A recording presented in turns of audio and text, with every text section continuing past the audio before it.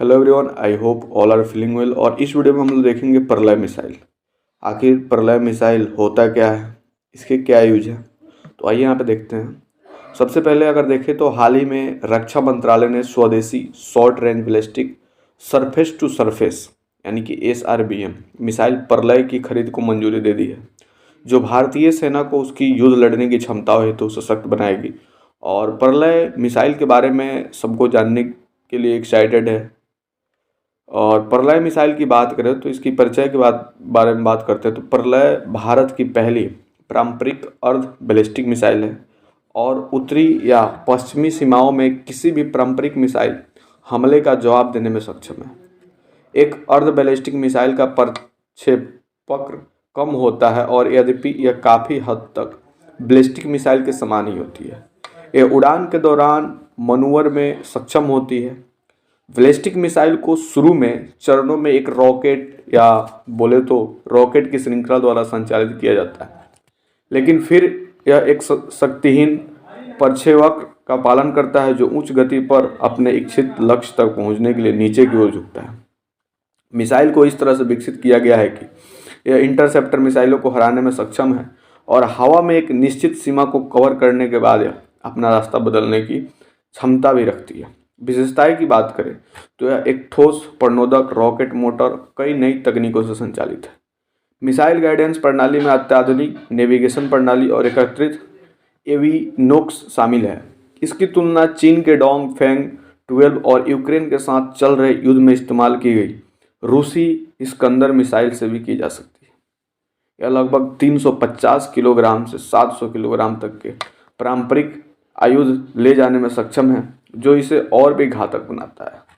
यह एक उच्च विस्फोटक पूर्व निर्मित विखंडित आयुध प्रवेश सविस्फोटक यानी कि पेंट्रेशन कम ब्लास्ट PCB और रनवे डिनाइल पेंट्रेशन सबनेशन ले जा सकती है। इसकी रेंज की बात करें तो इस मिसाइल की रेंज 150 से लेकर 500 किलोमीटर है और इसे मोबाइल लॉन्चर से लॉन्च किया जा सकता है। प्रलय मिसाइल की सूची में सतह से सतह पर मार करने वाली सबसे लंबी दूरी की मिसाइल है।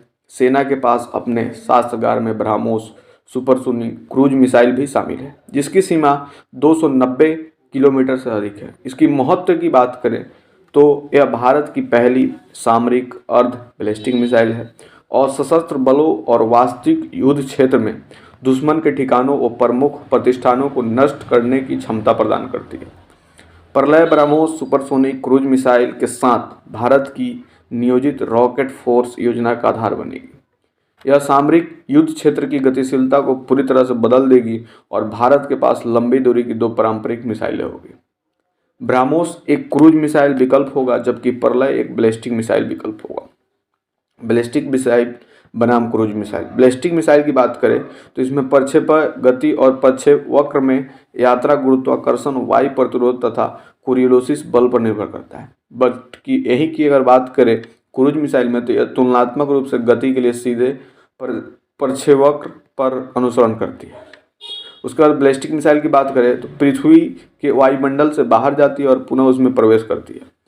और यहीं अगर प्रलय की बात करें तो इसका उड़ान पथ पृथ्वी के वायुमंडल के भीतर ही होता है।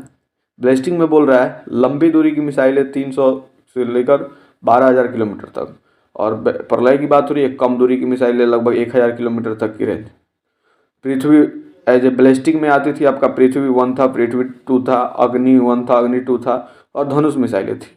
और इसके जो उदाहरण है वो आपको ब्रह्मोस मिसाइल को ले सकते हैं। उसके बाद यह सतह से सतह पर मार करने वाली मिसाइल है।